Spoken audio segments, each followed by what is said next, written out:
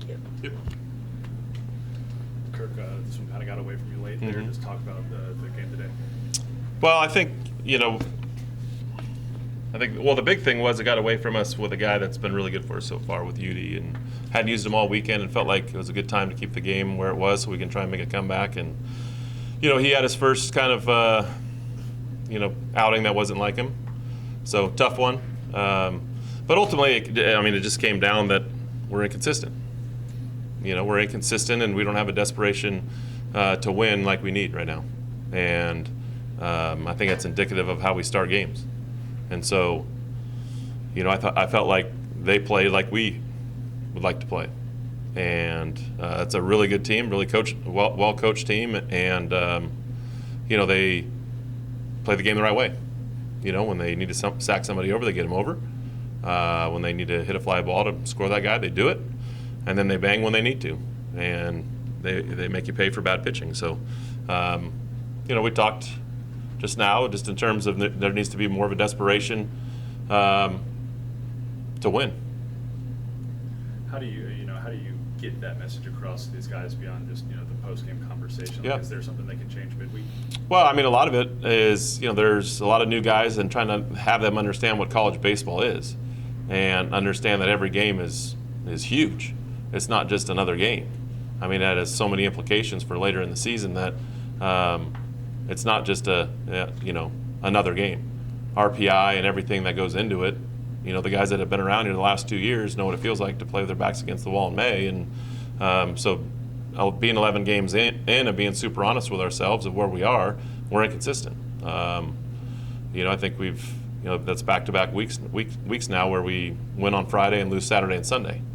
So, part of that is figuring out the right guys to get in there. Part of that is guys figuring it out as they get older, but we don't have time to wait around for them to get older. They need to be able to step in there and not try to do too much and do what their job is and be able to hand it to the next guy, whether that's on the mound or in the batter's box. So, but the greatest thing that could happen is you get to play Tuesday and Wednesday, and that's what we have. Tuesday and Wednesday, not sit around and play one game on the week. So we get Tuesday and Wednesday, and there better be a more sense of urgency in terms of playing better baseball like we're accustomed to. Cohen Feaser has three innings of no-hit baseball. Just how encouraging was it to see that? It was really good, especially after, in Globe Life, he went a 2/3 of an inning, or a third of an inning, and then he got up for his next inning, and then that third inning that he went back out there, his stuff I could tell was really had diminished. So it was good to see him get 3 innings under his belt in terms of going up, down 3 times, and his stuff stayed strong, and he finished strong in his third inning. So that was a really good sign to see, to be able to see him get a little bit stronger coming off the injury, be a little bit stronger to be able to go a little bit deeper into games and pitch a little bit longer with more success. So he's going to be a huge part. Part of it is figuring out some of these young guys who can do it, but when you have those old guys and you have a couple guys that didn't throw this today because the game got out of hand, so we're looking to use those guys on Tuesday and Wednesday. No Franco in the lineup for the second day in a row. Was that just because of the potential of throwing today, or were you just trying to get Bowen and Traeger both in there? Bowen's swinging the bat extremely well. We wanted Bowen in the lineup, and like I said, he's a veteran guy, a third-year guy, and he's starting to swing it really well. I don't know how many hits he got today, but I know he lined out a couple times, and so just having a little bit more stability in there with guys that understand and have been through it, and just giving Noah a little bit of a blow. We're not gonna, we're gonna really need Noah to be able to be the guy that we know he can be in the box and on the mound for us to be super successful, and he'll be right back out there for sure. Silva and Myers both with multi-hit games. How encouraging is it to see that play?